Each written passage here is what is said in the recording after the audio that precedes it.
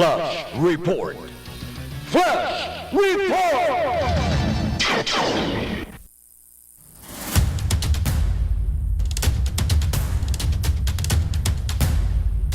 Meron po tayong hindi magandang balita dyan po sa Myanmar sapagkat kinumpirma po ng DFA ang pangalawang Pilipino na nasawi doon sa Lindol. May balita mula kay RH4, Karen Oyong. Karen?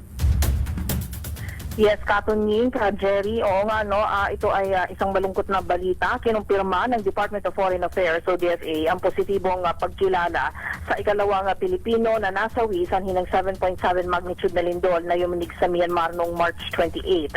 Ayon sa DFA, pinagbigay alam na ng Embahada ng Pilipinas o ipinagbigay alam na ng Embahada ng Pilipinas sa Yangon ang naturang impormasyon at na-inform na rin ang pamilya ng nasawing Pilipino. Hiniling naman ng pamilya na irespeto ang kanilang privacy sa pagkakataong ito at dahil dito hindi mo na maglalabas ng karagdagang impormasyon ang DFA tungkol sa ating kababayan.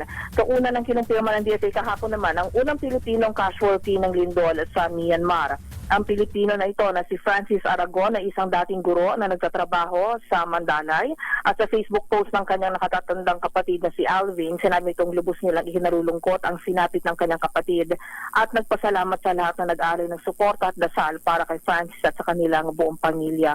So ito ang ikalawang Pilipino na positibong kinilala at nasawi, casualties dala ng sanhi ng lindol sa Myanmar. So meron pang dalawa tayong hinihintay at inaantabayan na Katunying at Jerry. So yan muna ang pinaka-latest. Ako si RH4 Karen Oyong nag-uulat para sa DZRH. Una sa Pilipinas, una sa Pilipino.